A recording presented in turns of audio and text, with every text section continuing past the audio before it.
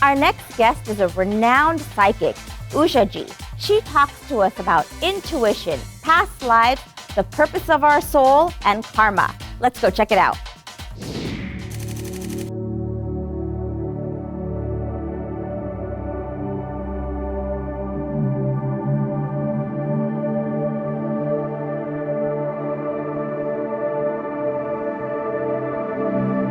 Hi, UshaJi. Thank you for inviting me again. Well, let's just dive right in. Today's episode is all about who we were in our past lives and reincarnation and the spiritual world. Mm-hmm. So can you just first explain how that process works and what are your thoughts on reincarnation? Every thought, every action, every whisper of a thought, every idea that comes to you, it kind of brings your karam, like it brings it into a positive balance or a negative balance, you know? Right. So even when people go, well, I was thinking of stealing from a bank or whatever, but I never did it, does that affect my karam?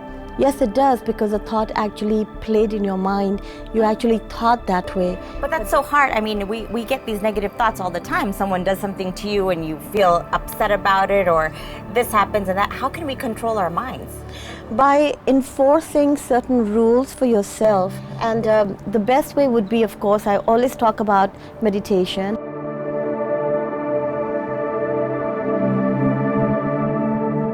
Allowing to silence your mind reveals to you certain thoughts that you may never have encountered, and they come to you when you are absolutely in silence and you have a chance to connect with your soul.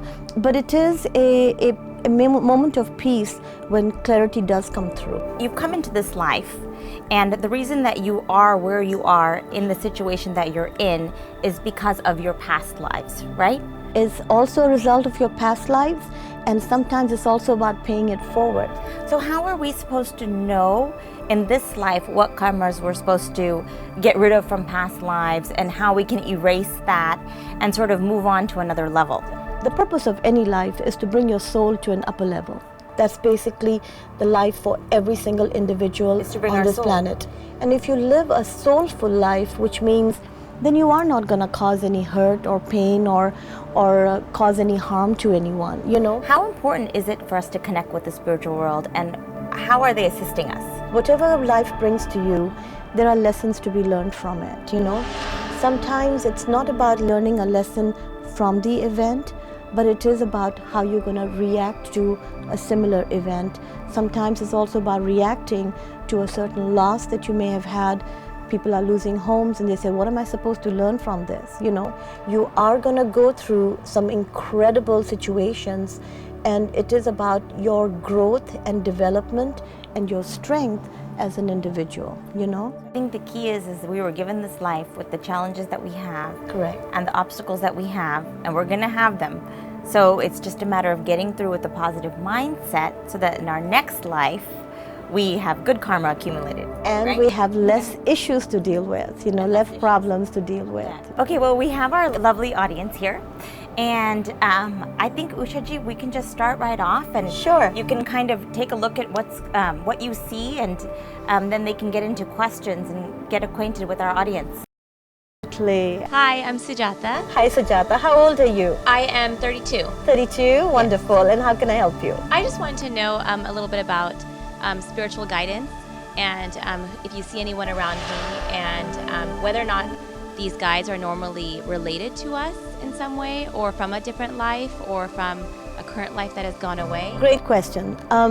Sometimes spirit guides are related to you or friends of yours from past lives, and sometimes they're not. There are other ethereal entities that somehow want to witness a human life or see what you're going to do, or take an interest in how you are living your life, and kind of are in a higher level. So there are higher entities, but not necessarily out there to help you.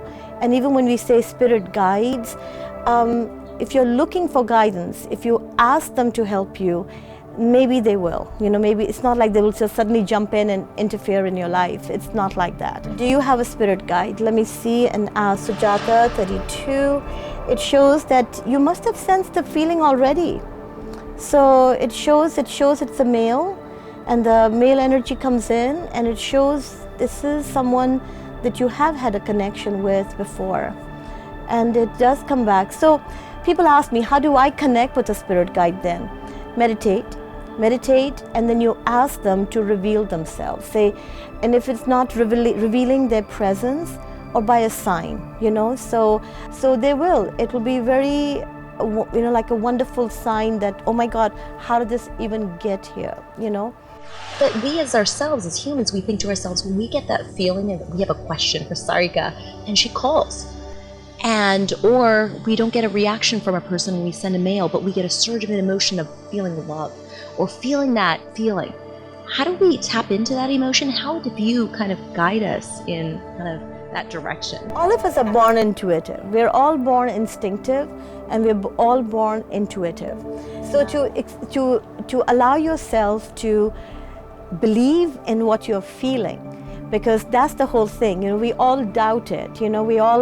We're all experts at kind of saying, oh no, that can't be. So it's about giving yourself the faith that what I'm feeling may be right.